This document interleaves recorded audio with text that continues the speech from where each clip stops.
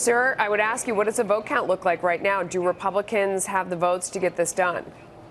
Well, it's a little early to say, Melissa. We hope we will. We expect that we will, but it's a process, and this is the beginning of the process. Our members want a chance to sit down with Judge Kavanaugh, meet him, ask him some questions. They want to listen to the hearings at the Judiciary Committee and to the debate that will happen eventually on the Senate floor. But I think in the end, this is a nominee who has the potential to really unify Republicans and hopefully attract some Democrats as well. If you had to summarize, what were some of the concerns coming from the Republican group, what would you say that they are, or what questions might they ask?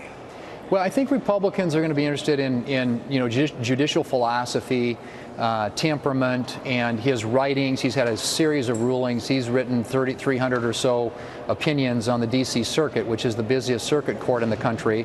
And so a lot of our members are going to want to examine those and figure out kind of what his judicial philosophy is. And one of the issues that's really important to a lot of Republican senators is he a judge who is going to pay deference to executive branch or administrative agency actions, or is he somebody who is going to follow the law and the Constitution?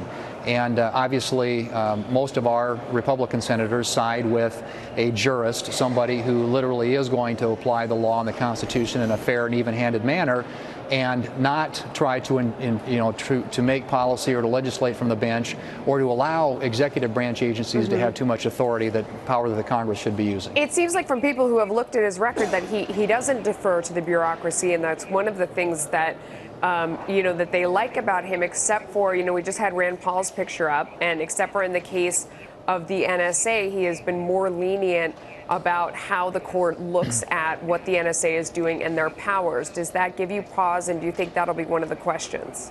Well, I'm sure it'll be a question. That's an issue that Senator Paul typically asks of judges or other nominees that come before Congress, and so it'll be important to him and perhaps to other senators as well.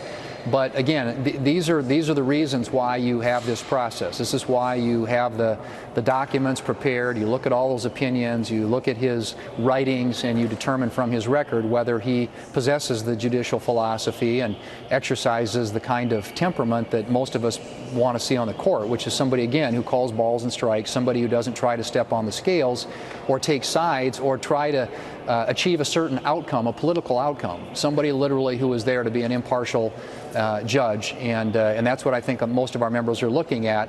But these issues with administrative agencies, I'm sure, will come up. Have you had a chance to talk to him yet yourself? I have not. I expect he's making the rounds right now. I'm sure I will meet with him, and I look forward to that. He obviously Can you give us a hint how you would recommended. phrase your question?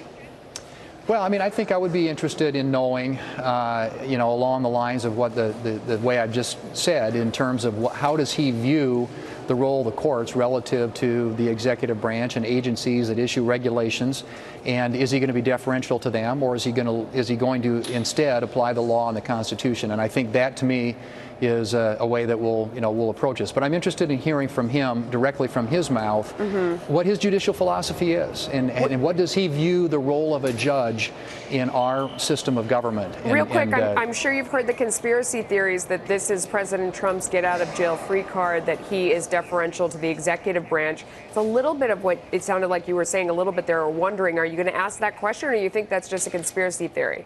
Well, I think that's something that my understanding is that opinion, or that at least writing, came in 2009 when President Obama was in the White House. The Democrats are becoming very theatrical about this nomination, as we expected them to be.